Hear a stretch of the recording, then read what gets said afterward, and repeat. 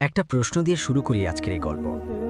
যদি তোমার হাতে থাকে অসীম সম্পদ, হাজার দাস, সোনার প্রাসাদ আর রাজ্যের সবচেয়ে উঁচু সিংহাসন, তাহলে কি তুমি ভুলে যাবে যে একদিন তুমি মাটিতে শুয়ে কাঁদতে কাঁদতে জন্ম নিয়েছিলে?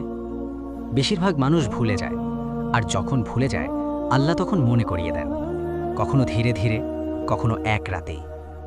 আজ আমি তোমাদের এমন এক মানুষের গল্প বলবো যার নাম ছিল সুলতান মালিক ইবনে কাহতান। প্রাচীন আরবের এক সমৃদ্ধ নগরীর অধিপতি, যার নামে কাঁপত মরুভূমি, যার দরজায় আসত রাজারা, কিন্তু যার অন্তরে ছিল না এক বিন্দু বিনয়। এই সেই মানুষ যে আল্লাহর নাম নিত না, কিন্তু নিজের নামে মসজিদ বানাতো। এই সেই মানুষ যে গরিবকে দেখলে মুখ ফিরিয়ে নিত, কিন্তু রাজদরবারে বলতো আমি ন্যায়বান শাসক। আর এই সেই মানুষ যার পতন হয়েছিল এমনভাবে যা আজও ইতিহাসের পাতায় কাঁদে। শোনো, মনোযোগ দিয়ে শোনো।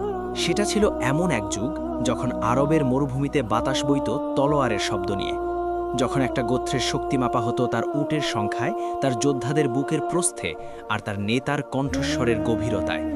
সেই যুগে ইয়েমেনের উপকূল থেকে কিছুটা দূরে পাহাড়ের কোলে গড়ে উঠেছিল এক নগর।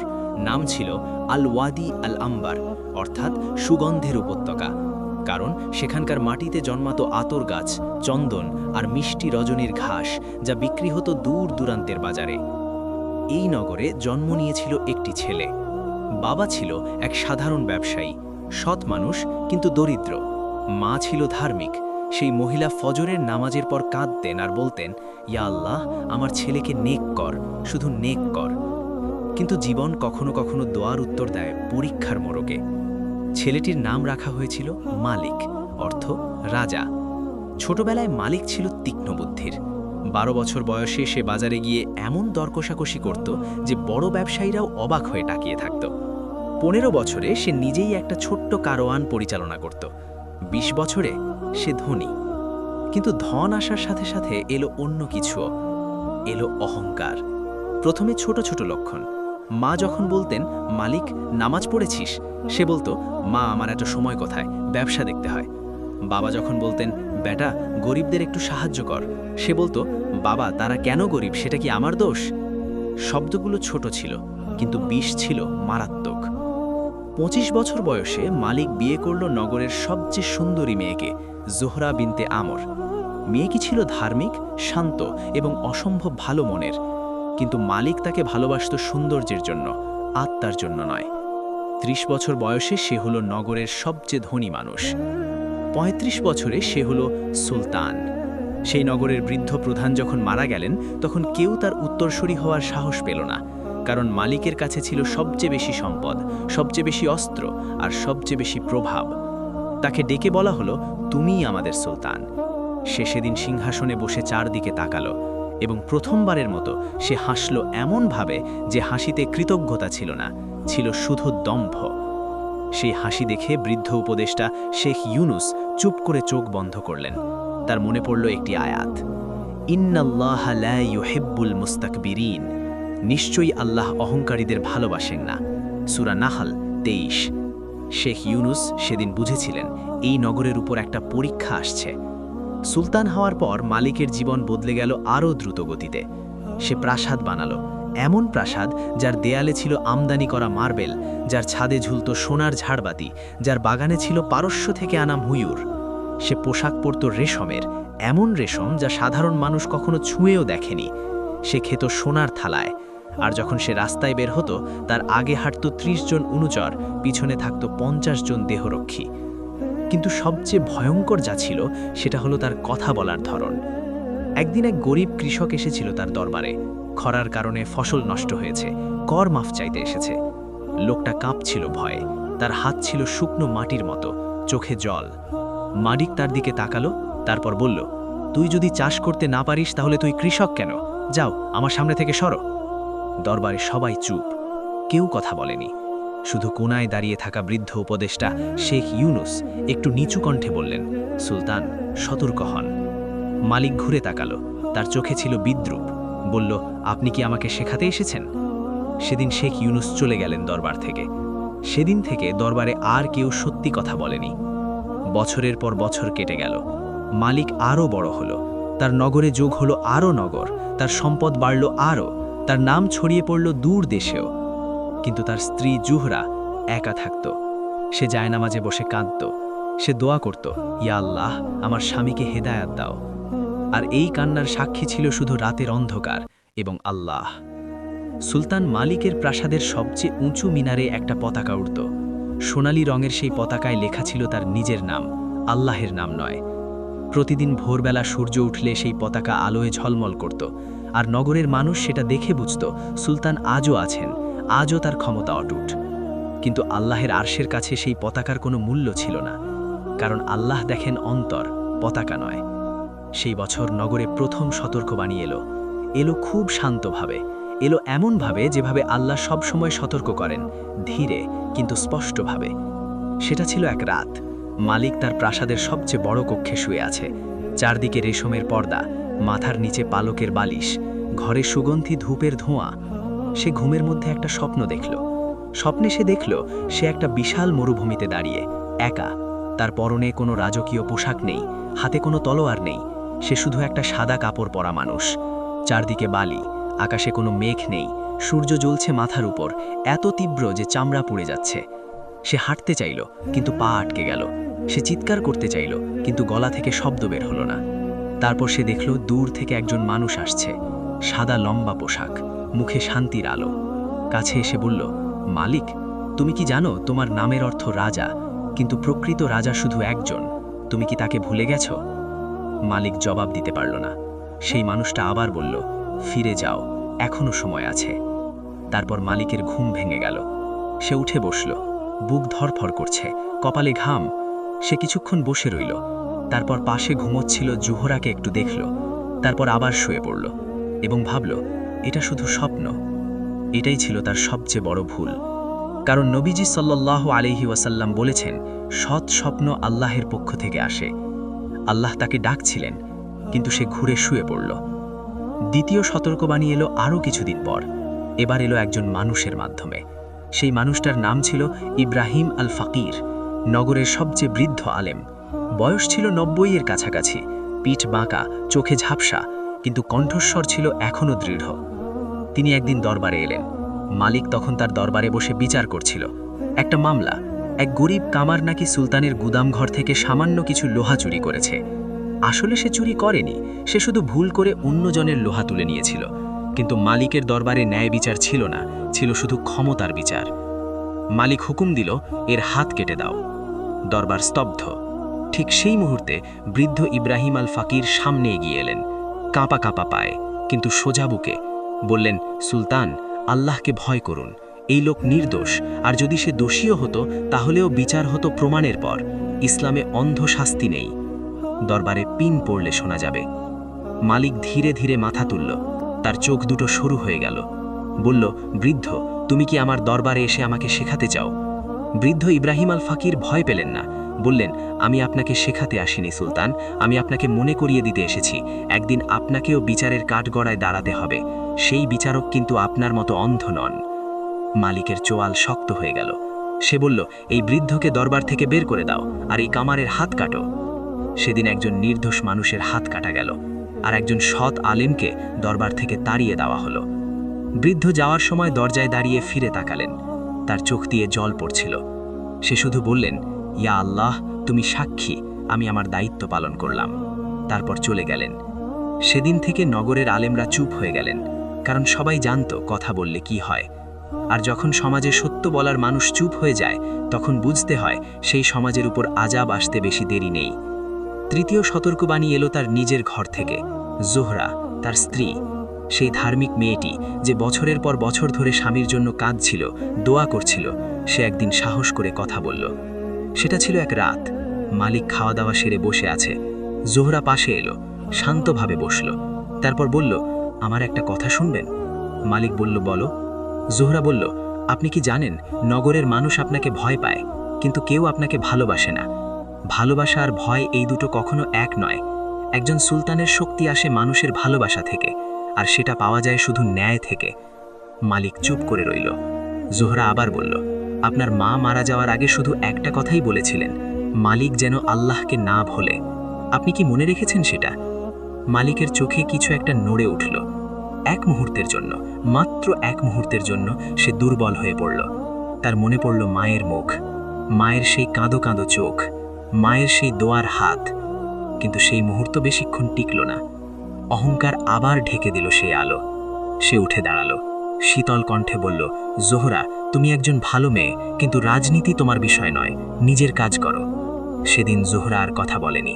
সে চলে গেল তার ঘরে, জায়নামাজে বসল এবং এমনভাবে কাঁদল যে কান্নার শব্দ শুধু আল্লাহই শুনেছিলেন। 3টি সতর্কবাণী এলো, স্বপ্নের মাধ্যমে, আলেমের মাধ্যমে, স্ত্রীর মাধ্যমে। 3টি সে উপেক্ষা করল। আর তখন আল্লাহের সুন্নত কার্যকর হল, কারণ আল্লাহ বলেছেন, ফালাম্মা নাসু মা যুক্কিরু বিহি ফাতাহনা আলাইহিম আবওয়াবা কুল্লি শাই। তারপর যখন তারা সেই উপদেশ ভুলে গেল যা তাদের দেওয়া হয়েছিল, তখন আমি তাদের জন্য সব কিছুর দরজা খুলে দিলাম। সূরা আনআম 44। এটা রহমত ছিল না, এটা ছিল ইস্তিদরাজ, আল্লাহের সেই কৌশল যেখানে পাপীকে আরও বেশি দেওয়া হয় যাতে সে আরও গভীরে ডুবে যায়। মালিকের সম্পদ আরও বাড়ল, তার প্রভাব আরও বিস্তৃত হল, সে আরও বড় হল। আর সে ভাবল, আল্লাহ আমাকে ভালোবাসেন, তাই দিচ্ছেন। কিন্তু সে জানত না এটা ছিল রশি লম্বা করা। ওদিকে সেই তাড়িয়ে দেওয়া বৃদ্ধ আলেম ইব্রাহিম আল ফাকির নগরের বাইরে একটা ছোট্ট কুঁড়ে ঘরে বসে প্রতিদিন তাহাজ্জুদ পড়তেন আর বলতেন, ইয়া আল্লাহ, ওই নগরের মজলুমদের তুমি মুক্তি দাও। মজলুমের দোয়া আর আল্লাহের মধ্যে কোনো পর্দা নেই। দুনিয়ার সবচেয়ে মজবুত দুর্গও ভাঙে, কিন্তু বাইরের শত্রু থেকে নয়, ভাঙে ভেতর থেকে। যখন বিশ্বাসঘাতকতা আসে আপন মানুষের হাত থেকে, তখন সেই আঘাত তলোয়ারের চেয়েও গভীর। কারণ তলোয়ার শুধু শরীর কাটে, কিন্তু বিশ্বাসঘাতকতা সেটা কাটে আত্মাকে। মালিক সারা জীবন বাইরের শত্রুকে ভয় পেয়েছিল, কিন্তু তার পতনের বীজ বপন হয়েছিল তার নিজের দরবারের ভেতরেই। মালিকের সবচেয়ে বিশ্বস্ত মানুষটার নাম ছিল কাসিম ইবনে তারিক। ছোটবেলার বন্ধু, একসাথে বড় হয়েছে, একসাথে ব্যবসা শুরু করেছে। যখন মালিক সুলতান হয়েছিল, তখন কাসিমকেই সে করেছিল তার প্রধান উজির। কাসিম ছিল চতুর, অসম্ভব চতুর। বাইরে থেকে সে ছিল বিনয়ী, মৃদুভাষী, সবসময় হাসিমুখ। দরবারে সে সুলতানের প্রতিটি কথায় মাথা নাড়ত, বলতো, জি সুলতান, আপনি সঠিক, আপনার বিচক্ষণতার তুলনা নেই। কিন্তু রাতের অন্ধকারে সে ছিল অন্য মানুষ। কাসিম বছরের পর বছর ধরে রাজকোষ থেকে চুরি করছিল, ধীরে ধীরে, এত সূক্ষ্মভাবে যে কেউ বুঝতে পারেনি। সে পাশের রাজ্যের সুলতানের সাথে গোপন যোগাযোগ রাখত। সেখানে পাঠাতো নগরের গোপন তথ্য, বিনিময়ে পেত সোনা। সে নগরের বিভিন্ন গোত্রের মাথাদের কাছে গিয়ে মালিকের বিরুদ্ধে বিষ ঢালত, বলতো, সুলতান তোমাদের ভালোবাসেন না, তিনি শুধু তোমাদের ব্যবহার করেন, একদিন তিনি তোমাদের শেষ করবেন। এই কাজ সে করছিল বছরের পর বছর। আর মালিক অহংকারের অন্ধত্বে কিছুই দেখতে পাচ্ছিল না। সেই বছর নগরে এলো ভয়াবহ খরা। আকাশে মেঘ নেই, নদীর পানি শুকিয়ে যাচ্ছে, ফসল মাঠেই পুড়ে যাচ্ছে, গবাদি পশু মরছে পানির অভাবে। মানুষ দলে দলে সুলতানের দরবারে আসছে সাহায্যের আশায়। কিন্তু কাসিম ইতিমধ্যে রাজকোষ প্রায় খালি করে ফেলেছে। মালিক জানে না। সে হুকুম দিল, গুদাম থেকে শস্য বের করে মানুষকে দাও। কাসিম মাথা নিচু করে বলল, জি সুলতান। কিন্তু গুদামে গিয়ে সে দিল সবচেয়ে পচা শস্য, সবচেয়ে কম পরিমাণ, আর ভালো শস্য পাঠিয়ে দিল পাশের রাজ্যে, গোপনে। মানুষ শস্য পেল, কিন্তু সেটা যথেষ্ট ছিল না, ক্ষুধা মিটল না। নগরে শুরু হলো ক্ষোভ। মানুষ বলাবলি করতে লাগলো, সুলতানের গুদামে শস্য আছে, কিন্তু সে আমাদের দিচ্ছে না। এই কথা ছড়িয়ে দেওয়ার পেছনেও ছিল কাসিমের হাত। খরার মধ্যেই ঘটল আরেকটা ঘটনা। নগরের পূর্ব দিকে ছিল বনু সালিম গোত্র, সাহসী যোদ্ধাদের গোত্র। তারা বরাবরই মালিকের অনুগত ছিল। কিন্তু কাসিম তাদের নেতার কাছে গিয়ে বলেছিল, সুলতান তোমাদের জমি কেড়ে নিতে চান, আমি নিজে শুনেছি। এটা সম্পূর্ণ মিথ্যে ছিল, কিন্তু ক্ষুধার্ত মানুষ সহজেই বিশ্বাস করে। বনু সালিমের নেতার রাগে ফেটে পড়ল। সে গোত্রের যোদ্ধাদের একত্রিত করল, বলল, আমরা আর মালিকের আনুগত্য করব না। খবর পৌঁছল মালিকের কানে। মালিক অবাক হলো। সে কাসিমকে ডেকে বলল, বনু সালিম বিদ্রোহ করছে কেন? কাসিম ক্রুজকে বলল, সুলতান, তারা সবসময় অকৃতজ্ঞ, আপনি এত করলেন তাদের জন্য, তারপরও বিশ্বাসঘাতকতা, এদের কঠোর হস্তে দমন করুন। মালিক বলল, ঠিক আছে, সেনা পাঠাও। সেনা গেল, যুদ্ধ হলো। বনু সালিমের অনেক যোদ্ধা মারা গেল, কিন্তু তারা সম্পূর্ণ পরাজিত হলো না। তারা চলে গেল মরুভূমির গভীরে এবং সেখান থেকে পাঠালো বার্তা পাশের রাজ্যে, আমরা সাহায্য চাই, বিনিময়ে আমরা তোমাদের পথ দেখাবো।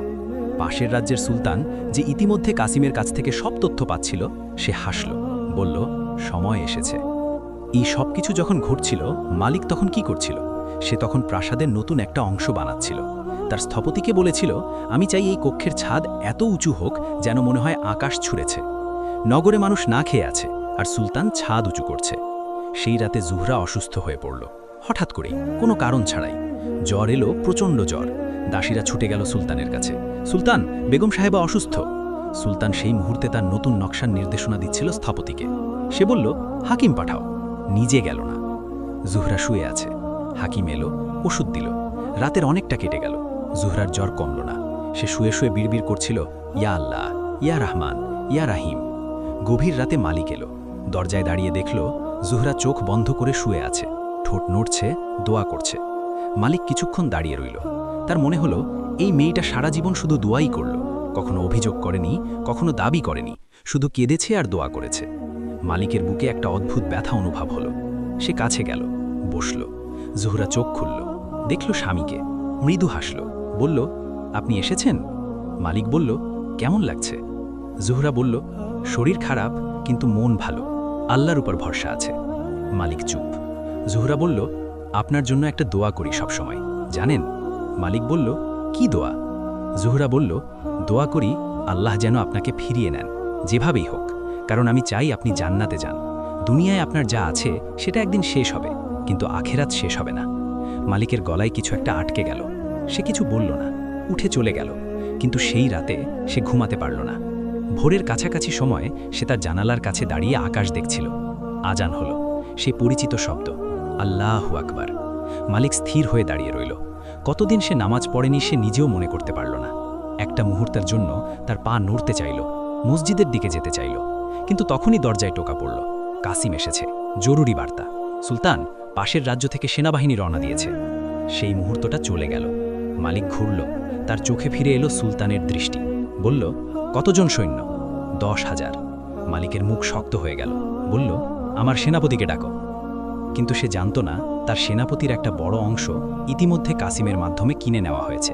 সে জানত না যে মানুষটা তার পাশে দাঁড়িয়ে পরামর্শ দিচ্ছে সেই মানুষটাই তার সর্বনাশের কারিগর। সে জানত না আল্লাহ তাকে 3 বার সতর্ক করেছিলেন, সে 3 বারই ফিরিয়ে দিয়েছিলেন। এখন যা আসছে সেটা আর সতর্কবাণী নয়, সেটা পরিণতি। কিছু রাত আসে জীবনে, যে রাত পার হলে আর কিছুই আগের মতো থাকে না। সেই রাতের আগে সব ঠিকঠাক মনে হয়। আকাশে তারা থাকে, বাতাস বয়, মানুষ ঘুমায়, কিন্তু ভেতরে ভেতরে সব শেষ হওয়ার প্রস্তুতি চলছে। মালিকের জীবনেও এমন একটা রাত এলো। সে রাতের নাম ইতিহাস মনে রাখেনি, কিন্তু সেই রাতের ঘটনা মনে রেখেছে। 10,000 সৈন্য আসছে পাশের রাজ্য থেকে। মালিক তার দরবারে বসে যুদ্ধের পরিকল্পনা করছে। সেনাপতি আমর ইবনে সাদ মানচিত্রের সামনে দাঁড়িয়ে বলল, সুলতান, আমাদের কাছে 15,000 সৈন্য আছে। আমরা উত্তরের পথ বন্ধ করব, তারপর পূর্ব থেকে আক্রমণ করব। মালিক মাথা নাড়ল। কাসিম পাশে বসে বলল, সুলতান, আমার মতে উত্তরের বদলে দক্ষিণের পথ বন্ধ করা উচিত। শত্রু দক্ষিণ দিক থেকে ঘুরে আসতে পারে। সেনাপতি আমর বলল, না, দক্ষিণে পাহাড়, সেখান দিয়ে বড় বাহিনী আসতে পারবে না। কাসিম জোর দিয়ে বলল, আমি নিশ্চিত দক্ষিণ দিকটা বেশি ঝুঁকিপূর্ণ। মালিক দুজনের দিকে তাকালো, তারপর কাসিমের দিকে তাকিয়ে বলল, কাসিম ঠিক বলেছে, দক্ষিণ বন্ধ করো। আমর থামল, মুখ শক্ত করল, কিন্তু কিছু বলল না। এটাই ছিল কাসিমের সবচেয়ে বড় চাল। উত্তরের পথ খালি রেখে দক্ষিণে সৈন্য পাঠানো, মানে হলো শত্রুর জন্য মূল দরজা উন্মুক্ত রাখা।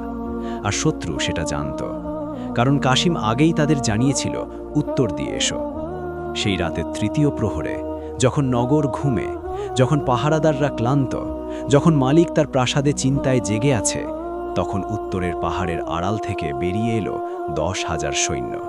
নিঃশব্দে, মশালও জ্বালায়নি, শুধু ঘোড়ার খুরের শব্দ যেটা রাতের বাতাসে মিলিয়ে যাচ্ছিল বালির মধ্যে। প্রথম পাহারাদার যখন দেখল, তখন অনেক দেরি হয়ে গেছে। সে চিৎকার করল, সেই চিৎকার ছড়িয়ে পড়ল। নগরে শুরু হলো আতঙ্ক। মালিক খবর পেল, সে লাফিয়ে উঠল, বর্ম পড়ল, তলোয়ার কোমরে বাঁধল, দরজা খুলে বের হলো। কিন্তু বাইরে যা দেখল তাতে তার পায়ের নিচ থেকে মাটি সরে গেল। তার প্রাসাদের সামনে দাঁড়িয়ে থাকা দেহরক্ষীরা অস্ত্র নামিয়ে রেখেছে, তারা পথ ছেড়ে দিয়েছে। মালিক অবিশ্বাসে তাকালো। একজন দেহরক্ষী মাথা নিচু করে বলল, ক্ষমা করবেন সুলতান, আমাদের পরিবার জিম্মি। মালিক বুঝল, কাসিম, সব কাসিম। সে পেছন ফিরল, কাসিমকে খুঁজল, কিন্তু কাসিম সেই রাতে প্রাসাদে ছিল না। সে আগেই চলে গিয়েছিল শত্রুর শিবিরে। মালিক একা দাঁড়িয়ে আছে তার প্রাসাদের সামনে। চারদিকে আগুনের আলো, দূর থেকে ভেসে আসছে যুদ্ধের শব্দ, মানুষের চিৎকার, ঘোড়ার ডাক। সেনাপতি আমর ছুটে এলো, আহত, কাঁধে রক্ত। বলল, সুলতান, উত্তর ভেঙে পড়েছে। আমাদের সৈন্যরা ছত্রভঙ্গ, অনেকে পালিয়েছে, লড়াই করার মতো বেশি কেউ নেই। মালিক বলল, কতক্ষণ ধরে রাখতে পারবে? আমর বলল, 1 ঘন্টা, বড় জোর। মালিক চুপ করে রইল। তারপর বলল, জোহরা কোথায়? জোহরা ছিল তার ঘরে। জ্বর এখনো পুরোপুরি যায়নি, কিন্তু সে জায়নামাজে বসে আছে। বাইরের শব্দ শুনছে, ভয় পাচ্ছে না, শুধু দোয়া করছে। মালিক ঘরে ঢুকল। জোহরা তাকালো। মালিকের চোখ দেখেই বুঝল কি হয়েছে। মালিক বলল, তোমাকে এখনই বের হতে হবে, পেছনের দরজা দিয়ে। বিশ্বস্ত দাসী নিয়ে যাও। জোহরা বলল, আর আপনি? মালিক বলল, আমার যা হবার হবে, কিন্তু তুমি বেঁচে থাকো। জোহরা শেষবারের মতো তার দিকে তাকালো, তারপর চলে গেল। মালিক একা দাঁড়িয়ে রইল প্রাসাদের সেই উঁচু কক্ষে, যার ছাদ আকাশ ছুঁয়েছে। বাইরে শত্রুর সৈন্য ঢুকে পড়েছে নগরে, আগুন জ্বলছে। মালিক জানালা দিয়ে তাকালো, দেখল তার সোনার পতাকা যেটা সব সময় উঠত সেটা নামিয়ে ফেলা হচ্ছে। সেই জায়গায় উঠছে অন্য পতাকা। মালিকের মুখে কোনো ক্রোধ নেই, কোনো অহংকার নেই, শুধু একটা গভীর ক্লান্তি আর একটা অনুভূতি যেটা সে আগে কখনো অনুভব করেনি, অনুশোচনা। শত্রুর সৈন্যরা প্রাসাদে ঢুকল, মালিককে বন্দী করল, হাতে শিকল পরালো। সেই হাত, যে হাত দিয়ে সে কতজনকে শাস্তি দিয়েছিল। সেই পা, যে পায়ের শব্দে দরবার কাঁপত, আজ সেই পায়ে শিকল। তাকে নিয়ে যাওয়া হলো নগরের মাঝখানে, সবার সামনে। সেই মানুষগুলো দাঁড়িয়েছিল যাদের সে কখনো দেখেনি, যাদের ক্ষুধা সে কখনো অনুভব করেনি, যাদের কান্না সে কখনো শোনেনি। তারা তাকিয়ে আছে। কেউ কেউ রাগে চিৎকার করল, কেউ কেউ চুপ করে রইল, আর কেউ কেউ কাঁদল। সেই কান্না ছিল করুণার, কারণ মানুষের পতন দেখলে ভালো মানুষেরা কাঁদে। সেই মুহূর্তে মালিক চারদিকে তাকালো, দেখল তার প্রাসাদ আগুনে জ্বলছে, দেখল তার পতাকা মাটিতে পড়ে আছে, দেখল তার সম্পদ লুট হয়ে যাচ্ছে। সব শেষ, এক রাতে। সে মাথা নিচু করল আর মনে মনে বলল, ইয়া আল্লাহ, তুমি আমাকে 3 বার সতর্ক করেছিলে, আমি শুনিনি। এটা তোমার অবিচার নয়, এটা আমার নিজের হাতের কামাই। যে মানুষ কখনো রেশমের বিছানায় ঘুমিয়েছে, সে এখন পাথরের মেঝেতে শুয়ে আছে।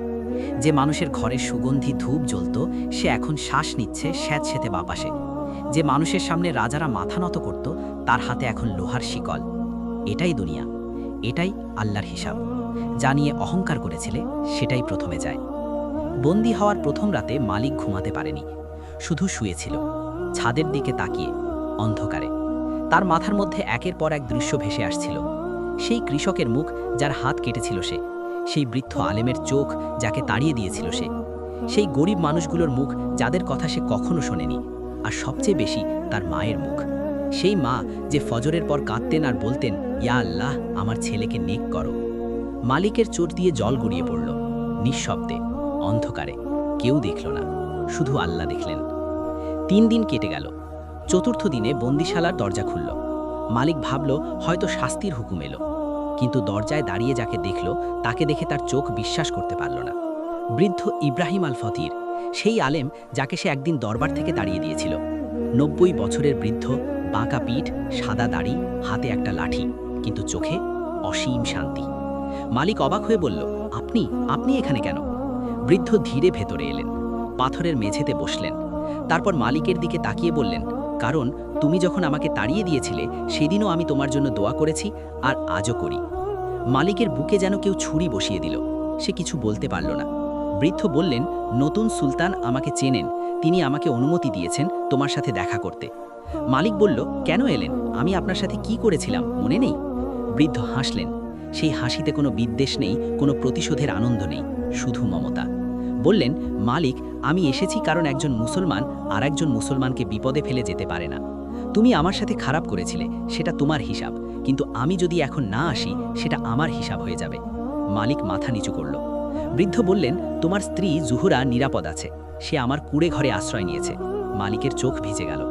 বৃদ্ধ ইব্রাহিম সেদিন অনেকক্ষণ থাকলেন, কথা বললেন, কোরআনের আয়াত শোনালেন, নবীজির হাদিস বললেন, আর মালিক, সেই অহংকারী মালিক, একটা শিশুর মতো শুনল। একটা কথা বৃদ্ধ বললেন, যেটা মালিকের হৃদয়ে গেঁথে গেল চিরকালের জন্য। বললেন, মালিক, আল্লাহ তোমাকে ধ্বংস করেননি, তিনি তোমাকে ভেঙেছেন, কারণ ভাঙা পাত্রই আবার নতুন করে গড়া যায়। যাকে সম্পূর্ণ চূর্ণ করেন তার আর গল্প থাকে না, কিন্তু তুমি এখনো বেঁচে আছো, এখনো শ্বাস নিচ্ছ, এর মানে আল্লাহ এখনো তোমাকে ছাড়েননি। মালিক মাথা তুলল, চোখে জল, বলল, কিন্তু আমি এত পাপ করেছি, এত মানুষকে কষ্ট দিয়েছি, আল্লাহ কি আমাকে ক্ষমা করবেন? বৃদ্ধ চোখ বন্ধ করলেন, তারপর তিলাওয়াত করলেন, কুলিয়া ইবাদিয়াল্লাযীনা আসরাফু আলা আনফুসিহিম লা তাকনাতু মির রাহমাতিল্লাহি ইন্নাল্লাহা ইয়াগফিরুয যুনুবা জামিআ। বলো, হে আমার সেই বান্দারা যারা নিজেদের উপর বাড়াবাড়ি করেছ, আল্লাহর রহমত থেকে নিরাশ হয়ো না, নিশ্চয়ই আল্লাহ সমস্ত গুনাহ ক্ষমা করেন। সূরা জুমার। বৃদ্ধ চোখ খুললেন, বললেন, এই আয়াত কার জন্য নাজিল হয়েছে জানো? সবচেয়ে বেশি পাপী মানুষের জন্য, কারণ আল্লাহ চান কেউ যেন নিরাশ না হয়। সেই মুহূর্তে মালিকের অন্তরে কিছু একটা ঘটল, যেটার নাম তওবা। প্রকৃত তওবা, ভয় থেকে নয়, ভালোবাসা থেকে। সেই বন্দিশালায় মালিক মাসের পর মাস কাটালো, কিন্তু এবার সে অন্য মানুষ। প্রতিদিন 5 ওয়াক্ত নামাজ পড়ত, পাথরের মেঝেতে সিজদা করত আর কাঁদত, দীর্ঘ কান্না, এমন কান্না যে কান্নায় বছরের পর বছরের পাপ ধুয়ে যায়। একদিন নতুন সুলতান তাকে ডাকল দরবারে। মালিক শিকল পায়ে হেঁটে গেল। নতুন সুলতান তাকে দেখল, তারপর বলল, তুমি একসময় এই আসনে বসতে, আজ তুমি বন্দী, কেমন লাগছে? মালিক মাথা নত করে বলল, আল্লাহর হুকুম, আমার কোনো অভিযোগ নেই। নতুন সুলতান থামল। এই জবাব সে আশা করেনি। সে ভেবেছিল মালিক হয়তো ক্ষমা চাইবে বা রাগ দেখাবে বা কান্নাকাটি করবে, কিন্তু এই শান্ত জবাব, এই আত্মসমর্পণ, এটা দেখে নতুন সুলতান কিছুক্ষণ চুপ করে রইল। তারপর বলল, বৃদ্ধ ইব্রাহিম তোমার জন্য সুপারিশ করেছেন, তিনি বলেছেন তুমি বদলে গেছো। মালিক বলল, আমি জানি না বদলেছি কিনা, শুধু জানি আমি লজ্জিত। নতুন সুলতান উঠে দাঁড়ালো, বলল, তোমাকে মুক্তি দিচ্ছি, কিন্তু রাজত্ব ফেরত দিচ্ছি না। তুমি এই নগরে থাকতে পারবে সাধারণ মানুষ হিসেবে। মালিক মাথা নত করল, বলল, এটাই যথেষ্ট, আল্লাহর শুকর। মালিক মুক্ত হলো, কিন্তু প্রাসাদে ফিরল না। সে গেল বৃদ্ধ ইব্রাহিমের কুড়েঘাড়ে। সেখানে জুহরা ছিল। জুহরা তাকে দেখল, কোনো কথা বলল না, শুধু কাঁদল। মালিক তার সামনে হাঁটু গেড়ে বসল, বলল, জুহরা, আমি তোমার সাথে অনেক অন্যায় করেছি, তুমি শুধু দোয়া করেছ, কখনো অভিযোগ করনি। আল্লাহ তোমার দোয়া কবুল করেছেন, আমাকে ক্ষমা করো। জুহরা মাথা মারল, বলল, ক্ষমার কিছু নেই, আমি শুধু চেয়েছিলাম আপনি আল্লাহকে খুঁজে পান, পেয়েছেন, এটাই আমার সব পাওয়া। সেই দিন থেকে মালিক নতুন জীবন শুরু করল। প্রাসাদ নেই, সম্পদ নেই, ক্ষমতা নেই, কিন্তু আছে একটা ছোট্ট ঘর, একটা জায়নামাজ, একজন স্ত্রী যে ভালোবাসে, আর আল্লাহর সাথে একটা সম্পর্ক যেটা সে এতদিন হারিয়ে ফেলেছিল।